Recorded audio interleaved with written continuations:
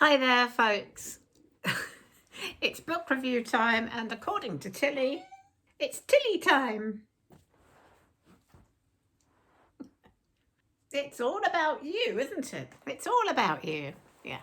So, as I said, excuse me, it's book review. It's she knows where the camera is.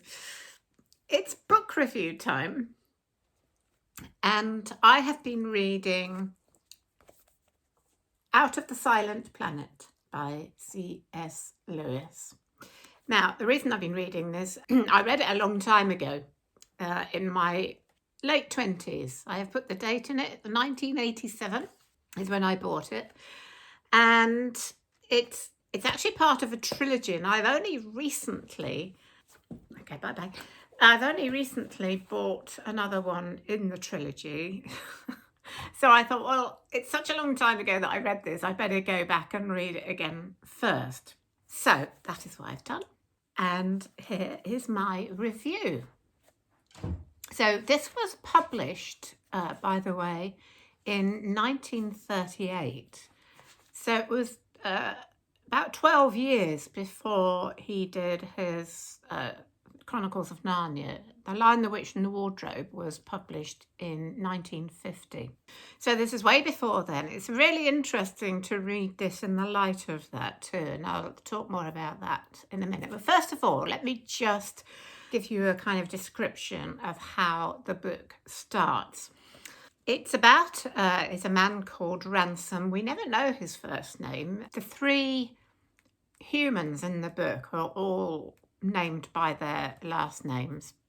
At the beginning of the book, he is on a walking holiday. Things are quite normal. He's a professor of philology, of languages, and while on the summer break, he's taking a walk through the sort of Midlands of England. And it's getting late, and he's looking for a place to stay the night. He's got a long walk to where there might be another hotel.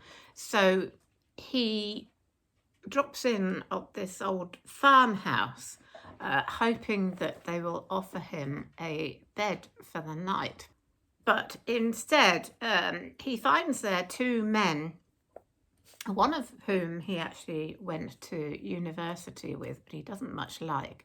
And the other one is a physicist. And after plying him with a few drinks, he finds himself kidnapped and on board a spaceship. And after a while, all the sort of shock of this and everything, he finds out that they're taking him to a planet called Malacandra, which he later realizes is actually Mars, and that he is to be turned over to the creatures on this planet for some purpose of their own.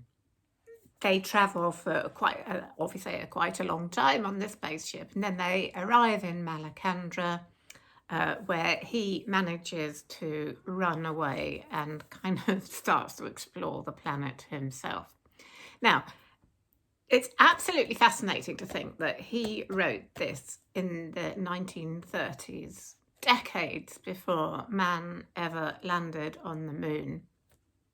And, before there was any space travel at all. And so this is completely from his imagination, inspired by science fiction writers such as H.G. Wells. And of course, before any knowledge of what it might be to travel on a spaceship or a rocket or anything of that kind. So his imagination in this book is really amazing. And the travel on the spaceship is, I love the way that the way in which he treats gravity, because he has the spaceship as a kind of miniature globe, a sort of microcosm of Earth in a way. So there is gravity on the ship, but it's all centered around a very much smaller globe. So they travel around the spaceship in that way, and so the floor is always curved. It's quite an intelligent way of doing it, of getting over that, really. I thought his descriptions of this planet, Malacandra, also is just amazing. He describes a lot of it. He describes it in great detail, and it's and it's completely different from Earth. And the colours, I think the colours are, for me, what really sprang out in this. He describes the main colours on this planet as being sort of pinks and purples, and the water is not the blue of the reflected sky as it is on Earth, but it's actually blue. And when Ransom escapes from the other two men, he goes for a time on his own, and then he meets some sort of animal-like creatures who are obviously of some intelligence and have a language of their own, at which he, as a language expert, is able to learn gradually. And he kind of falls in with these people. And they're described as a kind of tall, sort of almost stoat-like creature. And I couldn't help thinking, when he meets them, I was so reminded of the scene in The Lion, the Witch and the Wardrobe, where the children first meet the beavers. And I can see so much of the later C.S. Lewis in this book. His love of natural beauty, his love of animals, his love of the care that needs to be taken of the natural world. The two men that have kidnapped him really represent the very worst of human beings.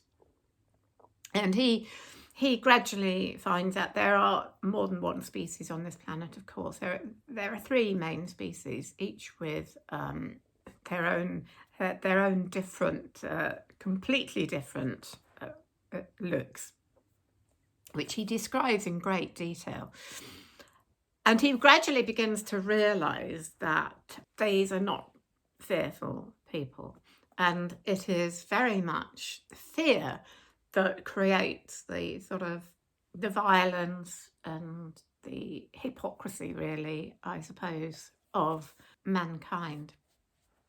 I won't tell you any more of the plot than that, but basically the contrast of this planet, which lives mainly in harmony and peace, and that of Ransom's own planet, Earth, is really stark.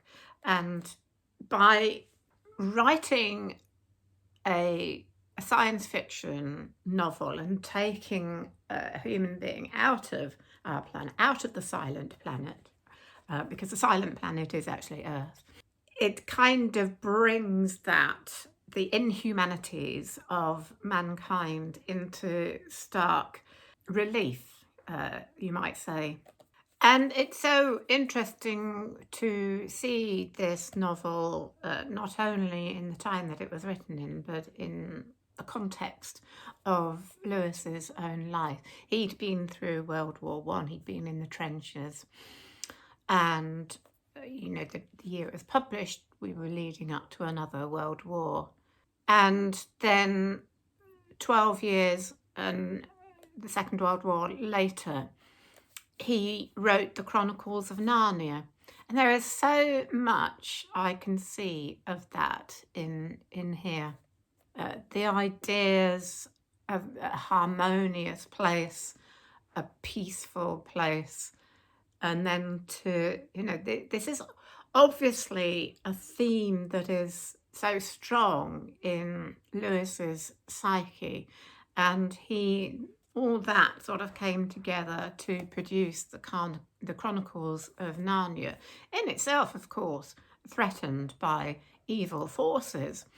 But he, with that, created such a beautiful, warm, friendly place for children with talking animals that I can see the germ of that in this book. So that it's quite fascinating to read these in the light of his later children's books. And although it is the first in a trilogy, there's no maybe I'm not quite sure whether he meant it as a trilogy when he started writing it, because it's very much a read-alone book. There's no sense that it continues into another book. So perhaps he decided to continue it with a trilogy. So the next in the trilogy is Voyage to Venus, which I've now ordered. I bought the third in the trilogy, That Hideous Strength, last summer. So I will be reviewing those as well at some point. But if you are interested, if you've only read C.S. Lewis's children's books, and of course for me, they were a real important part of my childhood, such an important part of my childhood. And but if you've only read those, then I highly recommend that you look into his adult books too. And this one is, I would recommend to start with, Out of the Silent Planet. Another one I read and much loved was The Screwtape Letters, and also his autobiographical work, Surprised by Joy. So that is that.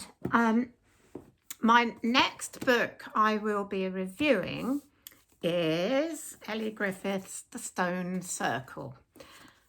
A lot of you have told me that they love the Dr. Ruth Galloway mysteries, and I'm probably reading this one out of sync, but if I enjoy this one, I'm definitely going to go back and read the others. So that's what I'll be reviewing next time. I will also post up here a link to one of my other book reviews for you. She's back. My next video, I think I may be running up to a list of some sort. Got a few ideas about that. So, but if you have any other ideas for a list, do let me know. So that's it for now. Do let me know if you've read C.S. Lewis's science fiction and other works, then let me know what you think. And I will be looking forward to seeing you again in the next video. Take care and bye for now. Tilly says bye too.